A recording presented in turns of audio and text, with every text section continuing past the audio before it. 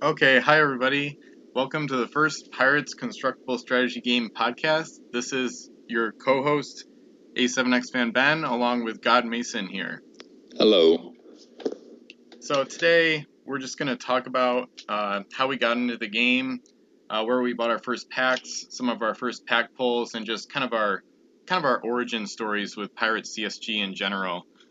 So I guess I'll ask you first, God Mason. I'll ask you, where did you find Pirates packs and what got you into it? Like, how did it all start for you? Well, I think it started for me. I remember I was at a friend's house and we were up late at night watching TV, and the TV ad came on. Have you ever seen that ad? I think I've seen it on Board Game Geek, yeah. Yeah, that ad came on, and, it's all Pirates of the Spanish Main. It's all cheesy, and it's got this old CGI, but I was so hooked. Yeah. And, I'd seen packs in a couple stores, but I didn't know what to make of it until I saw the ad. Nice. Yeah, and I think I've heard you say that you got into the game around 2011. Is that right? That's when I got into, the online community. I actually discovered the game, early 2005. Because I think it was, around the time Crimson Coast came out, or a little bit before. Because I was at, basically how it happened was, I never saw, the ad or anything, any advertisements or anything, but there was a mall that I went to quite often as a kid, and there was, a FI store, FYE, one of those stores was still around, and it was in the mall. It was, a two-story store. It was, a big store with, all sorts of, books, magazines, and media and stuff like that, and different games and whatnot. So, on the upper floor, I saw, near the checkout, near the register, there were just, some random games and stuff, and I saw a few packs of Pirates of the Spanish Main, and I had no idea what it was, but from the artwork on the pack and what it looked like and the name and everything, it sounded really cool. And at that point, I must have seen the first Pirates of the Caribbean movie by then, so that was part of it too, so it kind of hit a passion point for me, because even back then when I was still a young kid, I was already getting pretty interested in naval warfare and piracy and stuff like that. So I just picked it up randomly. I bought 2 packs, and from there it just took off. So. I know that. I had a pirate stage when I was sort of a young kid. I don't remember if that started before or after I got into the game, if I'm honest. But my interest in the whole naval history and naval warfare thing came from my grandfather served in the Navy in World War II, and he ended up getting a Bronze Star. Nice. So I ended up kind of intrinsically interested in that because, family history is always interesting. Yeah, that makes a lot of sense, yeah. Yeah, for me, I had a pirate phase too, and I think it was kind of concurrent with discovering Pirates CSG, because there was the first Pirates of the Caribbean movie came out a year before Pirates CSG was released. So, and then eventually I got more into the Royal Navy side of things and more of the imperial nations and the nautical, the naval warfare stuff, not just piracy. So it kind of expanded for me, but it pretty much started with piracy and then expanded from there. So my roots are more in terms of piracy than just naval warfare and the Royal Navy and stuff. So. That reminds me, have you ever seen a film called Master and Commander, The Far Side of the World? Yeah, I did watch that a while back, yeah. It was pretty cool. I saw that. I saw that when I was really young, and I think I actually saw it before I watched any of the Pirates of the Caribbean movies, which were a little bit, I guess, mature for me at the time. Yeah. I don't remember when they came out. Was that 02 or 03 when Curse of the Black Pearl? Curse of the Black Pearl was 03, then the next 2 were 06 and 07. Okay, yeah. I was 8 when the first one came out, and my parents wouldn't have been all that down with, letting me watch these skeletal guys getting blown up and all that. Yeah. I guess I was 8 too, because I must have turned 9 in October of 2003. So yeah, we're the same age too. So it's funny. Yeah. I think I didn't see Curse of the Black Pearl probably till 05 or 06, right before Dead Man's Chest came out, and that really kind of disturbed me watching Jack get swallowed by the Kraken there at the end. Yeah, that can be pretty intense. Yeah, and especially because it's unexpected for such a huge protagonist, such a loved character to go out like that. Yeah, of course, we knew it wasn't over based on how the film ended and all that. Yeah, of course. Yeah. Let me see. I think I'll try to segue on to so you already said you bought your first packs at a FI in the mall. Yep, exactly. Mm. Yeah, so basically, I don't know if there might have been Crimson Coast there too. I don't know if this had come out yet. I think it came out in March of 05. But I'm pretty sure I got into the game in 05 because instead of 04, because my first few packs of SM Spanish Main were the unlimited version because I've always been used to the rarities, like the colors and the regular numbering system. So when I got back into the game in like 2010, 2011, and I finally got some like first edition Spanish Main cards, it was kind of weird to see like the different numbering system and no like rarity colors in the corners. So it was it was 2005, I'm pretty sure. And yeah, it's kind of interesting to think about, like, what if I had picked up the pack of, like, Crimson Coast at the time, too? I don't know. Not that it would have mattered that much. I still would have loved it, but it's kind of an amusing thought, because I can't remember exactly if that set had come out at that time. But, yeah, so I had the 2 packs, and I didn't really know what I was getting into, but then I was hooked, like, pretty much right after I opened the packs, because, you know, it's pretty cool to see the stuff, and then to see the ship miniatures, especially in the first handful of sets, were pretty historically accurate, which I liked a lot. So I thought they looked really good, and I put them together. And so I had 2 packs from my first purchase. So the first 4 ships were La Repulsa, which is a Spanish one-masted sloop. It's like 14 points. It's actually not a very good ship at all, but I was really excited about it. And then the Asesino de la Nave was my other Spanish ship that I got, which is actually a really good like mid-sized gunship with like a cargo wrecking ability.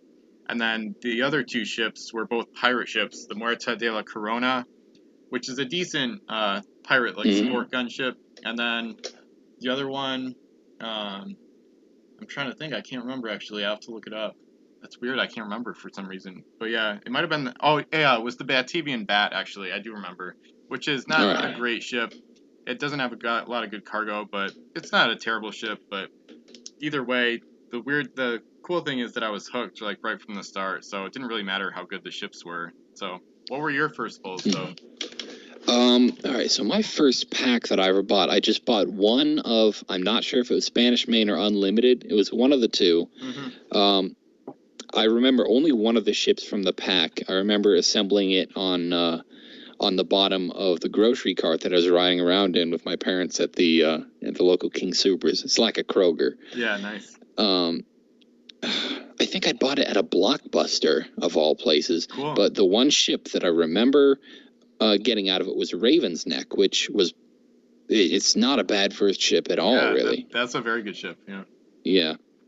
And I don't remember what the other one in the pack was. It might have been Greyhound, maybe Silverback, maybe HMS Belle of Exeter. Yeah. I honestly can't remember. Yeah.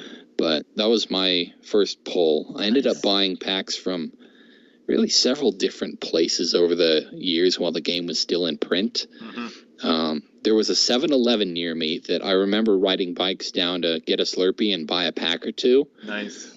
When I was young, and you'll laugh at this, I would actually like pick up multiple packs from a box and kind of like jiggle them in my hand to sort of go, oh, this one feels like it weighs more. Oh, yeah. I discovered later that every single one has the exact same number of cards in it. Yep. They've always got 6 cards in them, and I didn't know that at the time. I only found that like when I got back into the game a couple of years ago. But nice. I was lucky enough to pull HMS Titan from one of those 7-Eleven packs. Yep, that's awesome. Yeah. Even though I honestly wanted Revenant or Harbinger more because I was more into pirates. Yeah, I was always disappointed that I didn't pull that many 5 Masters early on, but through trading and like a lot of acquisitions over the past like 6 years, I've made up for it. So I remember I wanted HMS Lord Algernon because I thought she looked like cleaner and like prettier than the Titan. That was like my most wanted ship for so many years, and then I finally acquired her. She's still like my favorite ship to a degree, but yeah, it was pretty exciting. Yeah, speaking of favorite ships, I'd say that reminds me, this is kind of rolling onto the whole Crimson Coast thing. Yeah. I ended up getting Roanoke, and I don't remember why I took a liking to the American faction. I'm not one of those super patriotic types of people anyway, but it's sort of become de facto my favorite faction to play. Nice. And as a result, it's one of my favorite ships. Nice. Yeah, I remember that brings me to my favorite English ships, which Mhm. my first two English ships that I pulled were HMS Bergenhead and HMS Lord Walpole, both from Spanish Main. So those are two of my Mhm. favorite English ships just by virtue of them being the first ones in my collection. So those have definitely a special place for me. And then, yeah, my first English five master was actually HMS Gargantuan, which is from Davy Jones's Curse. But then Yeah, that was one of the less good ones, wasn't it? yeah, it wasn't that good, but the flavor text is pretty epic. And then the other two five masters I had in my like original collection of 49 chips were the Enterprise, an American five master from Revolution, Yeah. and then La Magnifique, which I'm probably pronouncing wrong, from Crimson Coast, which is a French five master. So Yeah, I think I had a copy of La Magnifique, but I think it's pronounced La Magnifique. Nice. I ended up breaking that, and I don't have one anymore. Wow, yeah. Yeah, I think that reminds me, my Enterprise has been used so much that the masts are actually loose just from like taking them out, just from using them. Like it's not broken, it's just that well used because I've been using it so much since like 2005. So yeah, I haven't gotten to that point yet because I really had trouble finding people to play with. I really was a collector when I was young, and I'm somewhere between player and collector. I want to do more playing. I've always like really liked actually playing the game kind of casually with close family. I've got an older sibling to play it with. My dad will play along. I used to have a classmate who even invested in some Ocean's Edge packs to play as well, but he's joined the Marines. So yeah, nice. Yeah, for me it was just a weird thing where I didn't really play the actual game that much, which I've talked about on the various forums a few times, but basically I used to do like a historical fantasy scenario thing where basically I didn't use any rules from the game. I just used the ships to wage like huge naval wars against each other, where I tried to use like as many ships as possible, and it would kind of follow, it wouldn't really simulate, but it would kind of follow the style of like the Age of Sail and like the Line of Battle and things like that. So for me, like playing like by myself to a degree was always normal for me, so that way I didn't really have to like rely on other players as much, which I do nowadays because my play style is a lot different. And then for me, it was just a case of like starting to teach people. Like just a couple of years ago is when I started actually, and since then I've taught like a decent handful of people, which has been pretty awesome. And then just like an hour ago, I was finishing up a couple games on Vassal with somebody who lives in a different state. So yeah, exactly. He lives in Pennsylvania. I'm in New York, so Vassal has really like opened up the world of possibilities for me in terms of like playing against like different people. And I played with somebody in Singapore, somebody in the UK, started a game with somebody in Belgium, and then India recently. So yeah, it's pretty awesome. Yeah, it's all over the world. Yeah. I downloaded Vassal, but I never opened it. I really should use it, but I'm so disorganized that, I mean, you've seen how, like, the only reason why I've been able to reply to your emails for planning this podcast is because of dumb luck of opening Gmail at the right time. Oh, nice. Yeah. I saw 19 minutes ago email sent. I'm going, oh crap! I promised to do this. Yeah. Nice. Yeah, for me, I like having the email on my phone. So then, if I'm not like on my desktop, I can like peek at my notifications. Usually, not always, but usually I find it that way sometimes. And then a lot of times I'll just like ignore it if it's not that important, or maybe I'll jump on the computer to reply or to like follow up with whatever it is. But yeah, I almost consider it a miracle that I was even able to get online tonight and remember to do all this, blah, blah. Yeah. Yeah. All right. Let's, what else was I remember something I wanted to mention earlier. One of my other early favorite ships. So Revolution came out. That would have been, was that late 04 or early 05? It was 05. Okay, 05. Yeah. 05 was also the year I started 5th grade, and in the 5th grade, we learned about the Revolutionary War. Nice, yep. So, it's another case of, things in my life coming together. Yeah, so kind of. Of course. Yeah, kind of like a peripheral influence of sorts, I would call it. Yeah, exactly. Yeah. And because of that, I got really into the whole sort of early American patriots and freedom fighters, all of them. And I took a strong liking to John Paul Jones. So when I pulled Bonhomme Richard from a pack, I was so excited. Yeah, that's great. And I even ended up going as John Paul Jones for Halloween in 5th grade. That's awesome. I actually, that reminds me of some of my like influences. I think I did dress up as a pirate in 4th or 5th grade. I'm pretty sure it was in elementary school. And then as for influences for me, I've talked about it. I talked about it in a YouTube video, like my first main YouTube video. But there was this book I saw at Barnes & Noble, like really randomly in 2005, called War at Sea in the Age of Sail, 1650 to 1850. And prior to that, I had really only been interested in pirates and stuff and Pirates of the Caribbean. So that was my first, it looked really cool, and I purchased it like kind of on a whim that day. And since then, I've been really interested in naval history and like the Royal Navy and all that stuff. So that was one of the biggest influences for me that branched me out from pirates and into some of the more historical aspects of it as well, of the Age of Sail. Mm-hmm. I've always been a little bit more into the sort of fantasy side, which is why, you and I are split on that. I know you never really liked the addition of the sea monsters. Yeah. I've always been disappointed by how they were really never quite worth using. Yeah. More on that side of both peripherals and other additions to the game. Mm-hmm. That's for the same reason.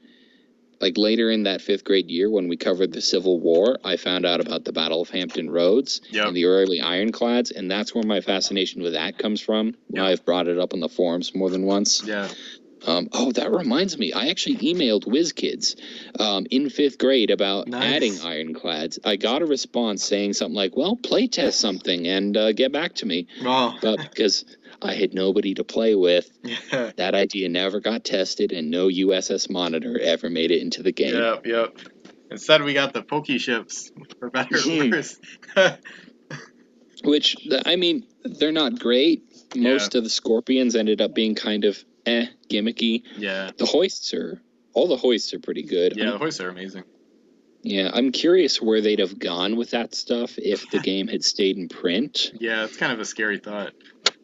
Maybe. Well, I mean, you never know. We might have gotten an articulated model of the.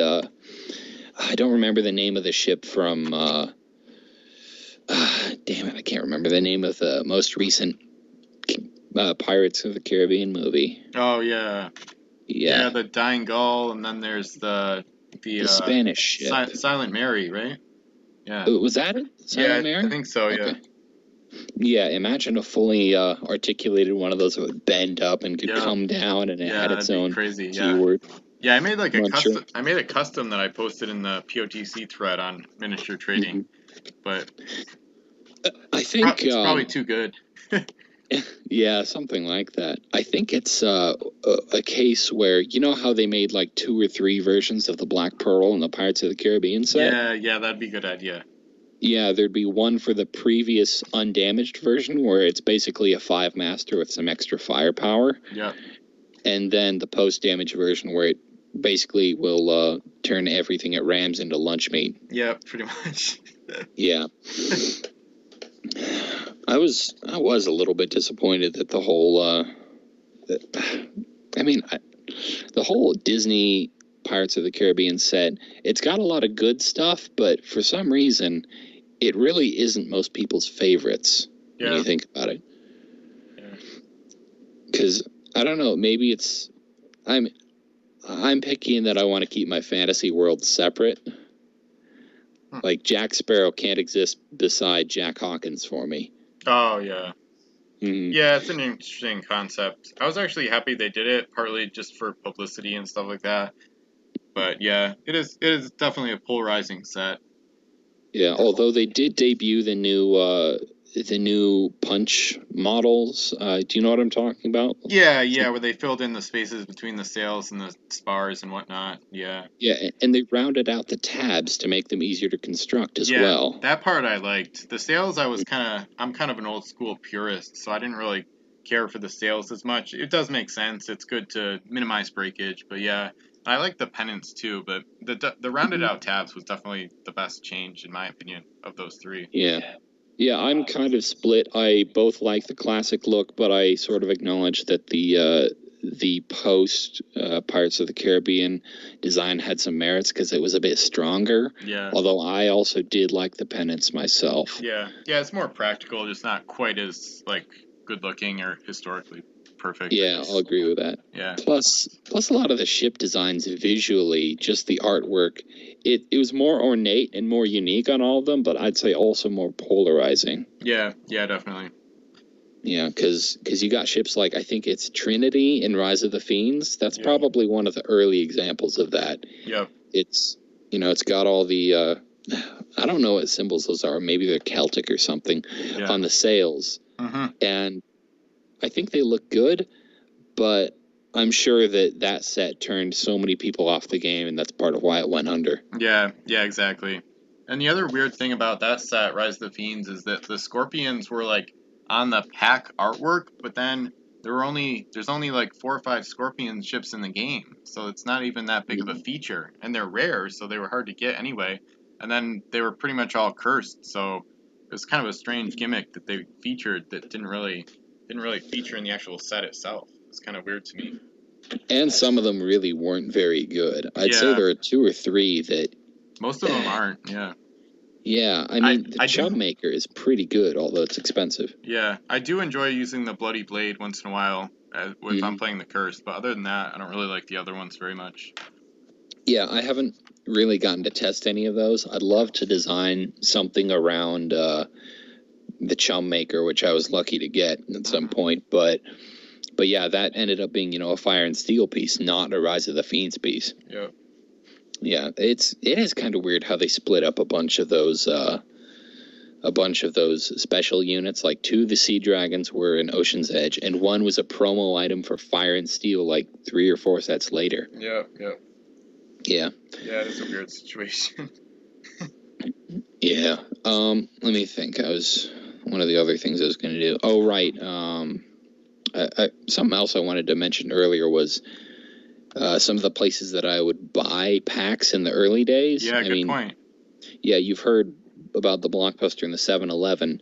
When they stopped selling them, or at least stopped carrying them, I ended up having to go to a nearby city, first to a comic book shop to buy them, and I was this young kid walking into this layer of kind of nerddom that was beyond me, Warhammer, DC, Marvel, and I'm going, why is this comic book $90? Yeah, good point.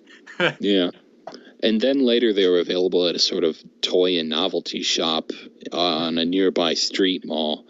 And for some reason, I think I must have been one of the only people, or maybe one of the youngest people, buying those packs. Yeah. Because the guys behind the counter on more than one occasion gave me really valuable tournament sets. Huh, interesting. Like, I got my copy of Howl and one other Davy Jones Curse tournament pack just handed to me over the counter by these guys who were running the store, which is really weird to me. That's really amazing because like now those ships go for way more, so it's an interesting like kind of a weird comparison. Like most people have to pay like 50 cents or $1 or $2 for a common ship, and then somebody gets like an LE for free, and then that same LE goes for like $20 on eBay or something.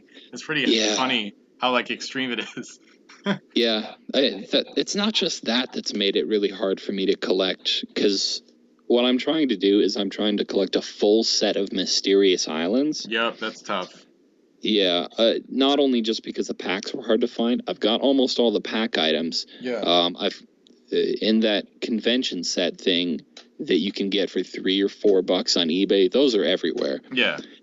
I was lucky to get the message in a bottle, but hunting down a full set of the tournament pack ships, that's hard. Not been easy. No.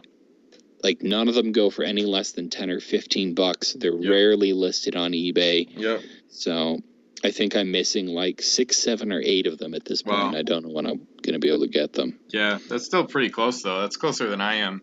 I don't think I have any of the LEs from that set. I only have a couple of the tournament pack ships. Yeah, there was an HMS Globe on eBay at some point for $10 from a seller that I bought 2 other ships from, but I don't know if it's still up. I can't imagine it still is. Yeah, that's a good point. It's probably worth checking, though. Yeah. Yeah, I'll talk about, like, some of the places I got packs. I think Target was, like, the main place that I went to. And I may have gotten more packs from that same Fi store. And then, other than that, I don't really remember too much specifically. I'm pretty sure the Davy Jones Curse Special Edition boxes I got were at Target, as far as I know. And then, I do specifically remember getting a pack at, I want to say it was probably at Target. This was, like, when Barbary Coast came out. And I wasn't online at this point at all. And I didn't have any idea, like, what sets were coming out. I was not, like, in the know in terms of, like, set design and, like, when stuff was coming out and all that sort of stuff and, like, the promo. I didn't see any promotional materials for the game at all. So then, but then I just, I would check Target in, like, the Pokemon card area and stuff like that, which I was still into that stuff at this point. So I was kind of around that sort of, like, environment in the first place. So then I would just check Target in that area for, like, new sets or new packs or whatever. So I remember being really excited to get my first pack of Barbary Coast, and I distinctly remember going to, like, a Little Caesars after, which was, like, right near that Target, which is Little Caesars is gone now. And I distinctly remember, like, opening the Barbary Coast pack, like, before I ate pizza, because I was so excited I had to, like, see what was in it and stuff like that. So I was really excited. And I remember I got the Algiers and the Griffin, which are both really good Barbary Corsair Gold Runners, so it was a really cool pack because it was thematic, so I didn't get, like, random, like, friendships or anything. I got, like, the signature faction for that set, which was pretty fun. But other than that, I don't really remember distinctly too many, like, specific stores, mostly just Target and Fi, as far as I know. And I didn't really have a huge collection at first. My original 49 ships is pretty much all I had until, like, 2010 when I went to Strike Zone Online for the first time, so... Yeah, I think I might have gotten a couple from Target at some point. I remember being kind of disappointed with Barbary Coast. Yeah. And I guess young me realized how good of a set Revolution was. Never mind the fact that I was just more interested in that set than I was in the Barbary Coast. I remember being really excited for six-mast ships when South China Seas came out, but I never really could find any copies of them. Yeah, that set was ridiculous. I don't know if I had, like, a very short, like, hiatus, or I didn't really buy that many packs in general back then. But I never knew that South China Seas existed. Like, for me, it just went straight from Barbary Coast to Davy Jones' Curse, which I think is kind of, like, exemplifies just how rare that set is and was back then in terms of, like, the distribution and stuff. Like, I don't even know if it was in, like, the stores I was going to. I don't know if they ever even got it.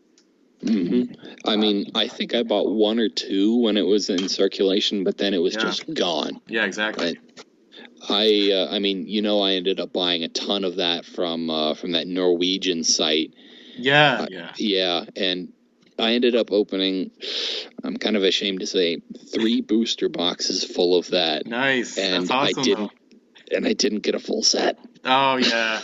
Yeah. I'm still missing the super rares and then, like, maybe 1 or 2 other items. It bothers me. Although, I mean, I've got the Bouchuan, so all the tournament stuff should be really easy to collect. Yeah, definitely. Yeah, that's another bizarre thing. Like, SCS commons are, like, rarer than the LEs. It's so weird. Yeah, you'll see people asking maybe $5 for even some of the less good commons from South China Seas, but the LEs, you can't get rid of them for 2 or 3 because people go, but I have to pay shipping. I know, yeah. Yeah. The funny thing is it's really only worth buying them in bulk. Like I thought about buying them from whoever's on the forum selling them, but I'll just have to find somebody who's got a bunch of them. Yeah, I think the best way is usually just buy a full set, like on eBay or something, like $10 or $20. Yeah, there was a full set of all 18 of them on eBay for like $35 or something at one point, and people were like watching that for months, but nobody made a move on it. I think I really should have at this point. Yeah.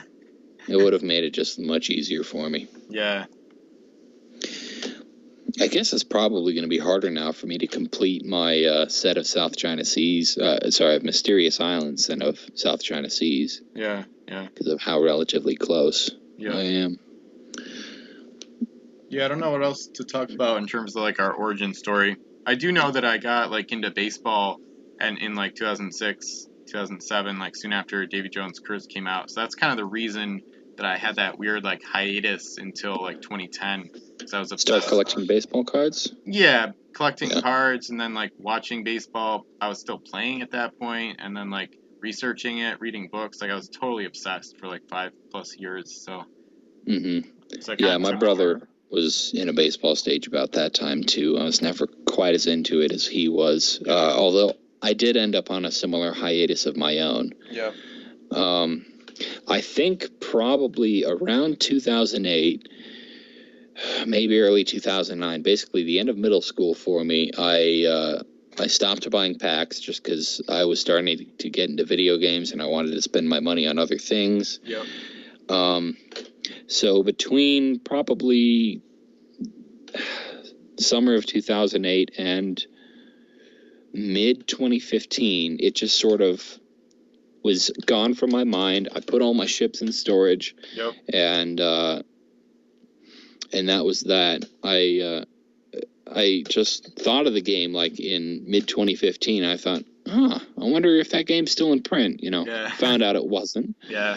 But then I also found out about sets that I didn't remember. Yeah. Because I'm pretty sure Ocean's Edge. Yeah, at the time, Ocean's Edge was the last set that I had remembered coming out. Uh-huh. Although when I dug into my collection, I found a couple things from Fire and Steel. Huh. So I guess I must have bought a pack or two of that and not remembered. I know one of them was like the Conquerant, the Bombardier. Yep. But yeah, my first thing that I did was buy a 36-pack of those of the Fire and Steel boosters from Hills. Yep. And then I just basically opened all of those on the couch in one day because I was so excited. Nice, yeah. Yeah, I remember being excited when I got in really late on the Fairfield box craze, which was like late 2011. Yeah, there was like a big thread on MT about it. And like I was kind of late to the party, but then luckily I managed to find 3 different ones at like 2 different targets or something, which amounted to like around 60 packs, which at the time was like my first exposure to Rise of the Fiends and Fire and Steel, and it almost maybe some of my first packs of OE, Ocean's Edge, maybe not the first packs, but like it really expanded my collection a lot. Yeah, I was never lucky enough to get my hands on any of those, I don't think. Yeah, they've been gone since like mid or late 2012 as far as I know. Yeah, they were just trying to liquidate as many of the late packs as they could. Yeah. And yes, it was basically like 50 cents a booster, which is like 25 cents a ship, so they were never going to last very long anyway at that price. So. Yeah, although at this point, I kind of feel like a sucker for having ever bought any OE content, because I feel like any other set that you buy, you can trade that for OE, and people are just glad to give it away. Yeah, absolutely. Yeah. It's not like a terrible set, but it's so common, and it's ridiculous. It didn't feel like the pack distribution was anything special. Yeah. So it's gone to the point where I think OE is easily the least valuable set, even though it's not even the worst set by far. Yeah, it's absolutely the least valuable, yeah. Yeah, I mean, Spanish Main is probably the only one that approaches how common it is, but because most of the set is better, it's so much more desirable. Yeah, I found actually Davy Jones' Curse to be probably more common than Spanish Main. Yeah, at least in my experience anyway. Yeah, that's probably in part due to its, I'm going to guess it received maybe as much printing as Spanish Main, or almost as much as OE. Yeah, definitely. But the quality control issues really held them back there. Yeah, that was bad for a while, Yeah. All my old Davy Jones' Curse stuff, it's just nicked. It's got white spots all over it from where the finish came off of the styrene. I got super lucky with that, to be honest, because I have almost no cards like that other than the ones I've traded for. So I'm pretty sure I must have gotten into DJC like after the second printing or whatever. Because when I got my value boxes, they were totally fine. And I don't think I bought many actual packs of DJC when it was still like in print. So I got lucky with that. It might sound funny, but the first time I saw a DJC card that didn't have any damage or scuffing, I went, wow, you're really lucky. You got a mint one. Yeah. Almost looks like a different set, probably.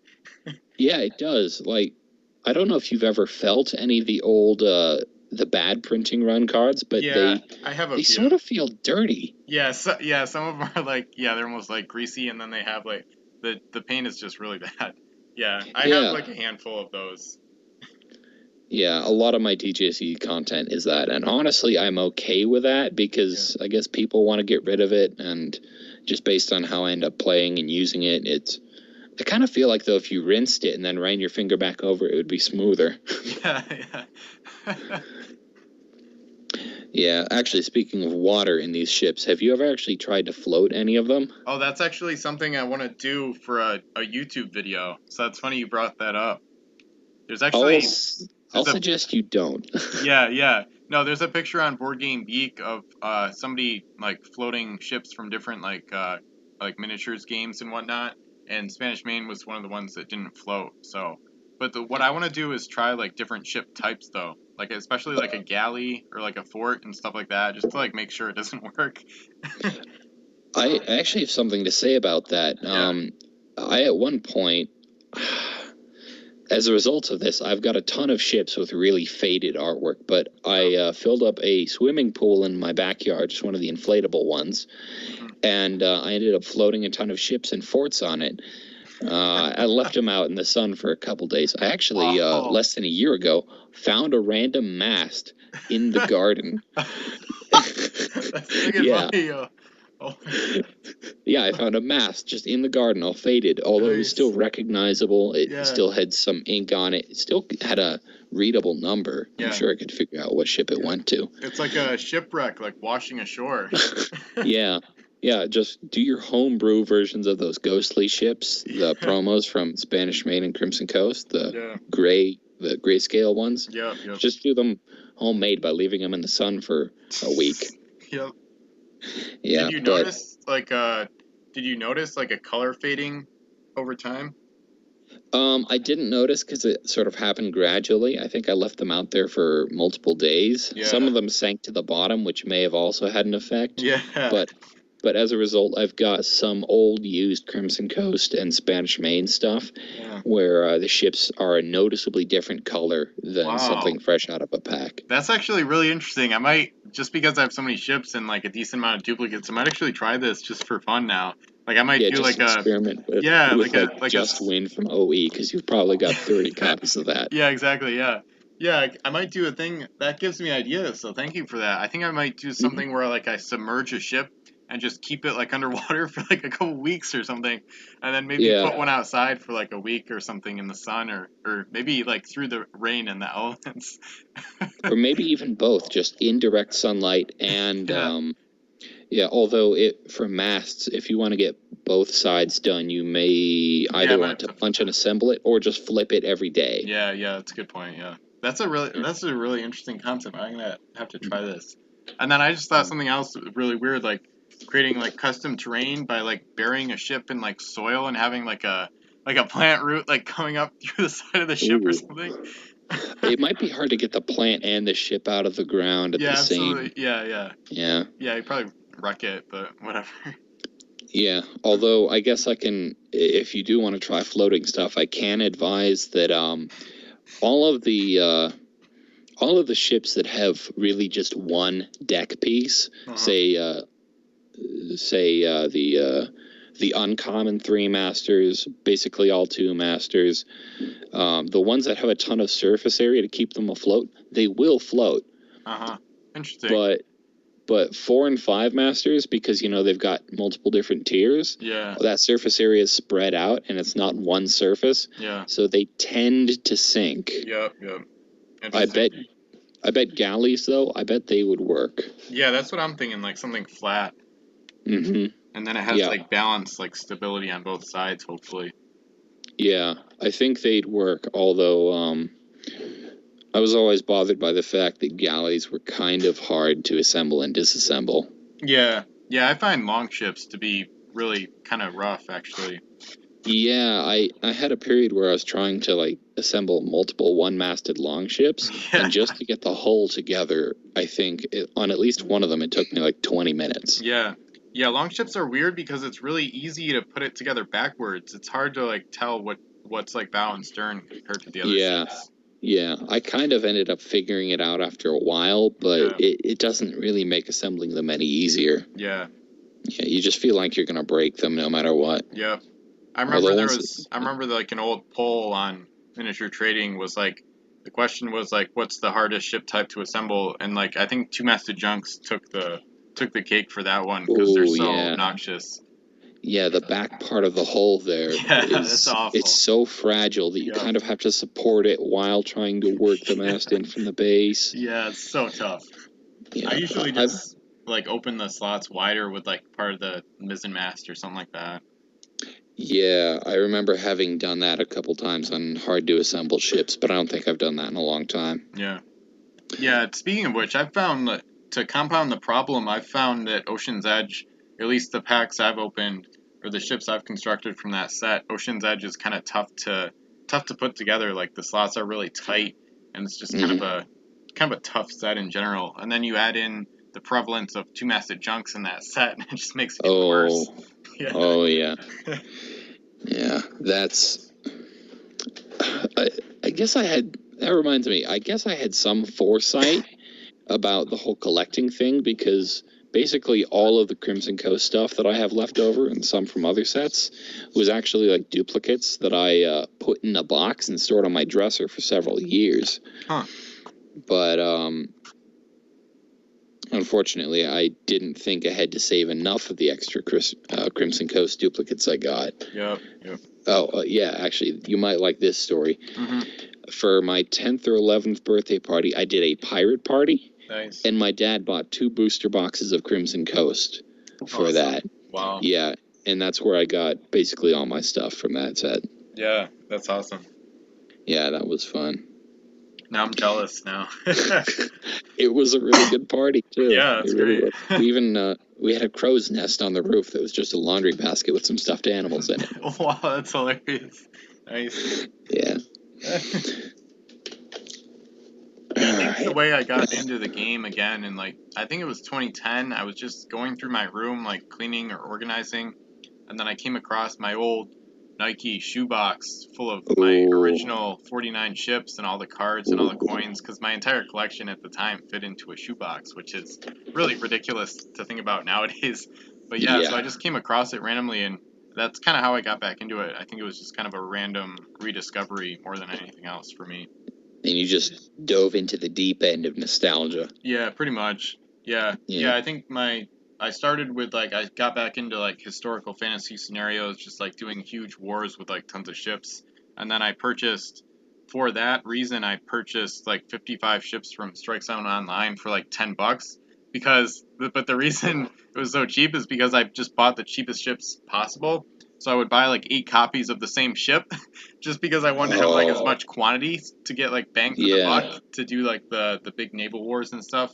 But then, like, I don't really regret it, but, like, it became, like, a weird, like, sort of issue later because I started putting them up for trade, but then people would want them, like, some of them were from, like, Frozen North, so even though they were commons, like, once Strike Zone Online, like, went under or became, like, a lot more scarce in terms of pirate stuff, a lot of people would want some of those ships, then I'd have to, like, disassemble them before trading. Then I'd have to, like, tell people, like, oh, they have been punched, but they're still in good condition. So it kind of created, like, these weird, like, issues later on.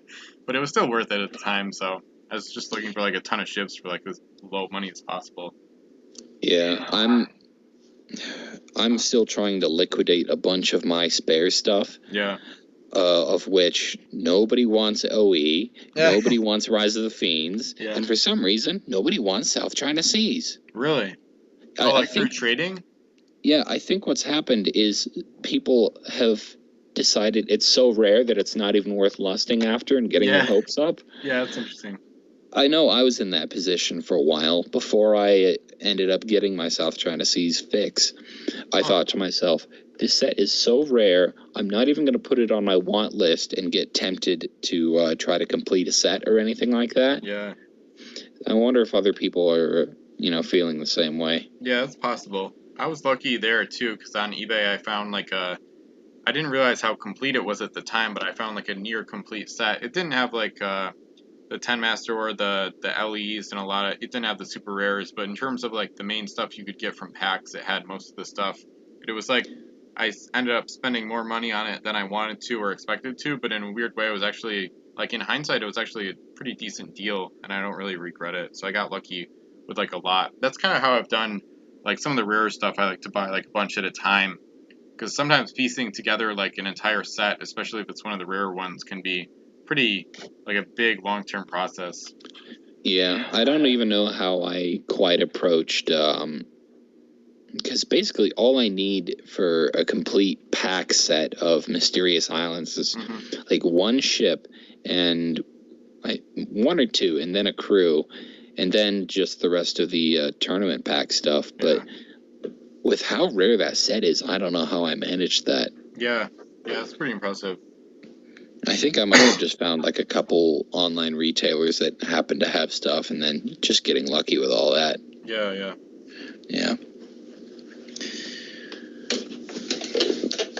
All right. Yeah, I don't know what else to talk about.